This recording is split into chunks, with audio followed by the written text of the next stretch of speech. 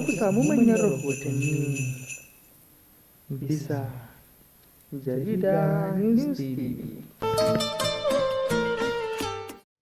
Barka da haka mai sauraro kuma sannan mu da ƙara kasancewa da mu a cikin wannan tashar tamu mai albarka. Inda Aima muke tafi muku da wannan babban rahoto haɗe da jawabi akan yadda batun juyin mulki na shugaban ƙasa Bola Ahmed Tinubu ya kasance tun daga tushen wannan zance har zuwa ƙarshen sa, da ma inda wannan labari ya fara fitowa har al'umma suka fara ankara da shi. Duk da dai a farkon labarin kowa zai iya la'akari da haka da kuma gaskata wannan batu, musamman ma a waɗanda suke kusa da inda ake yunƙurin yin juyin mulkin, duba da yanayin shige da fice da aka yi ta yi a wannan wuri. Kafin da waɗannan cikin rahoton ɗindin mai sauraro, idan har kai baƙo ne a wani tashar tamu mai albarka, za mu so ka dangwala mana ƙararrawar sanarwa tare da kuma subscribe domin kasancewa tare da mu a kodayaushe da zarar mun saki manyan rahotanninmu. Kafin nan kuma a dangane da batun na juyin mulki,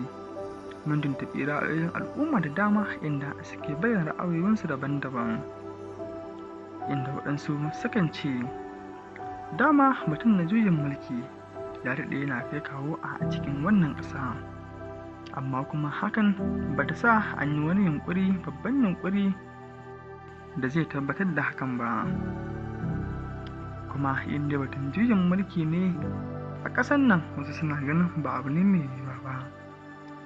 Sai dai a ta gefe guda da muka tuntuɓi wani bawan Allah ya tabbatar mana da cewa Najeriya tana nan zaune lafiya kalau, ba wani batun juyin mulki da ake yunƙurin yau shugaban ƙasa Bola Ahmed Tinubu ko kuma a ce za a raba shi da kujerarsa. A ta gefe guda kuma wasu na bayyana ra'ayinsu da cewa gwara ma a yi juyin mulki a ƙasar, ko za a samu wasu sa'idar, ko za a samu wasu sauƙe-sauƙen rayuwar. Wasu kuma na bayyana mana cewa babu wani batun juyin mulki, domin idan har aka yi juyin mulki abubuwa da dama za su sauya, waɗanda kuma hakan bari wasu daga cikin 'yan ƙasa daɗi ba.